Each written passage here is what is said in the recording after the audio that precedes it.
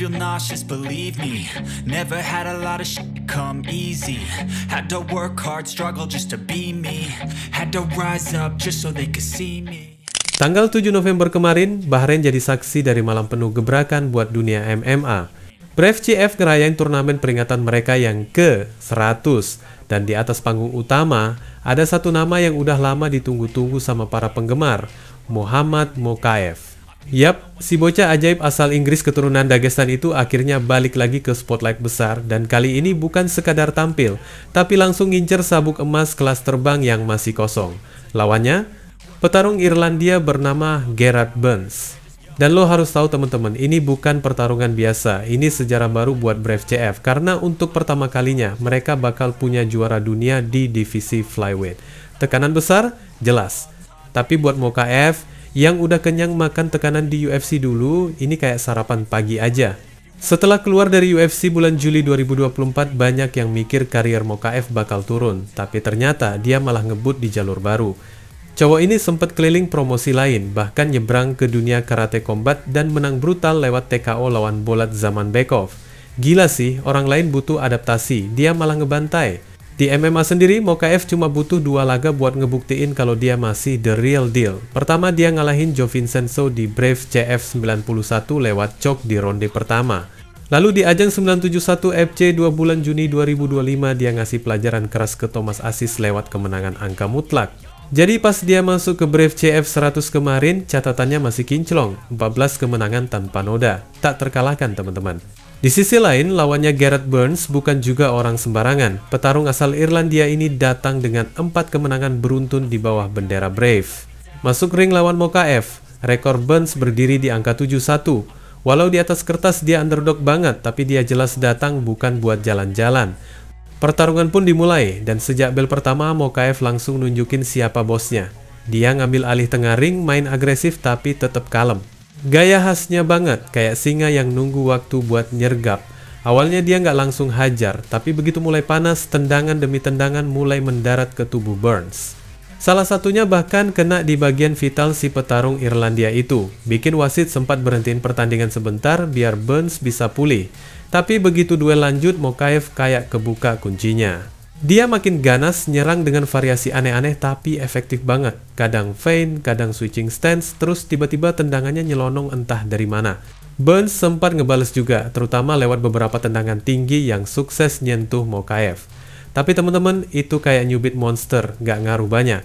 Ronde pertama ditutup dengan momen yang bikin arena meledak. Mokaev berhasil nyelam ke bawah, dapetin takedown bersih, terus ngunci posisi sampai bel tanda ronde selesai. Dari situ semua orang udah tahu, ini tinggal nunggu waktu aja sebelum Mokaev ngerampas sabuk itu. Masuk ronde kedua, nggak butuh lama buat Mokaev ngeluarin kartu trufnya. Detik-detik awal aja udah brutal. Dia mulai dengan tendangan depan yang lurus banget, disusul tendangan tinggi kiri yang mendarat sempurna, lalu ditutup pukulan kiri lurus ke dagu. Boom!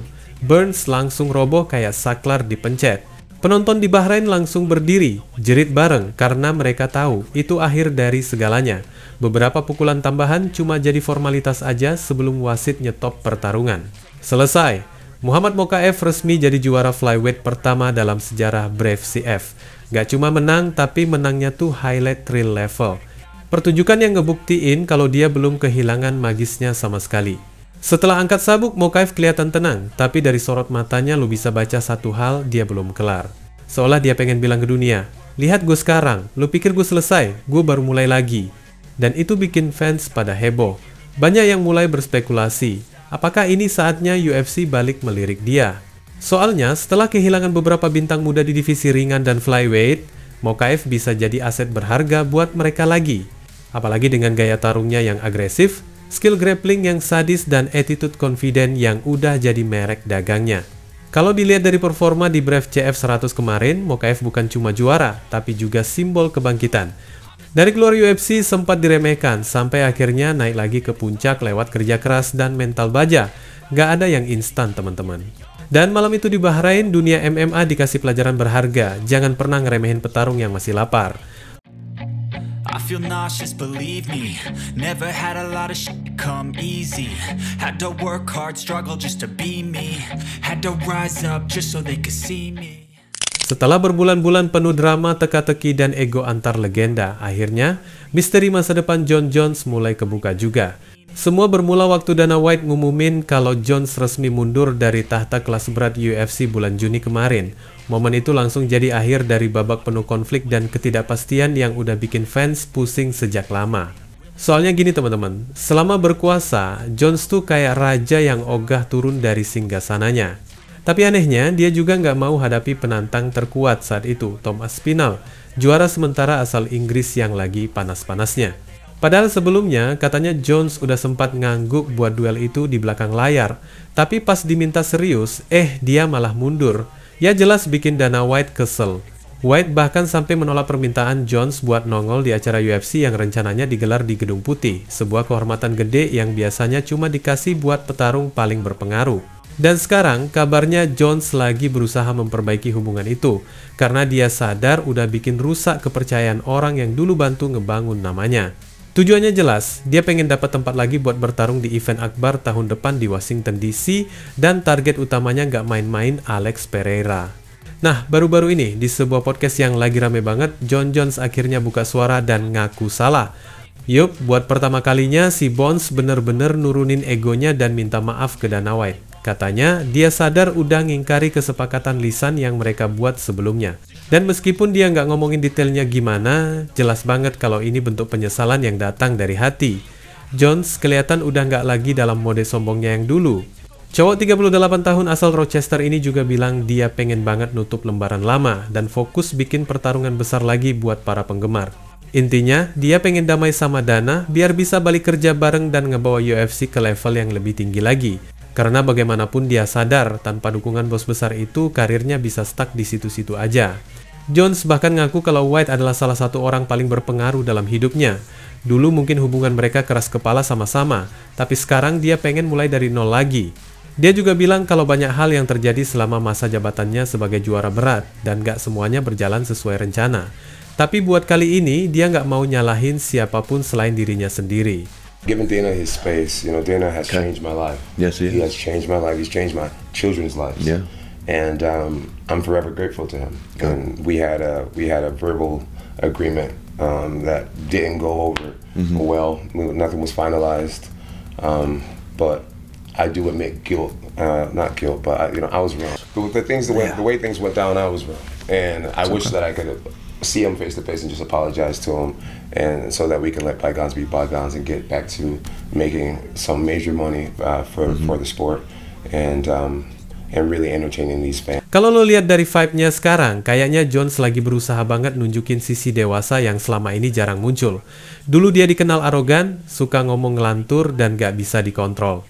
Tapi kali ini, dia lebih kalem, lebih reflektif, dan kelihatan tulus pengen ngebenerin semuanya. Dan yang paling menarik, Jones ternyata punya alasan besar kenapa dia belum mau benar-benar pensiun. Ternyata, dia lagi ngincer satu nama, Alex Pereira, si Poatan dari Brasil, yang lagi jadi bahan pembicaraan semua orang. Jones bilang, kalau ada satu pertarungan yang bisa ngebangkitin semangatnya lagi, itu adalah melawan Pereira. Dia cuma pengen ngasih tontonan yang gak bakal dilupain orang, katanya. Siapapun yang menang, gak bakal ada yang kalah dalam pertarungan itu. Karena yang satu juara 2 divisi paling brutal di UFC, sementara yang satu udah dicap banyak orang sebagai goat sejati. Hasilnya nanti mungkin bikin heboh, tapi ujungnya tetap jadi sejarah buat MMA.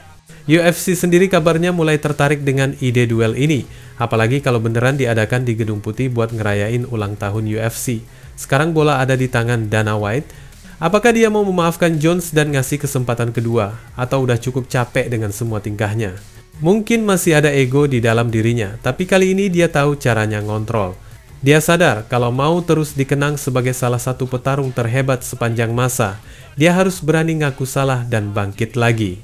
Wassalamualaikum warahmatullahi wabarakatuh.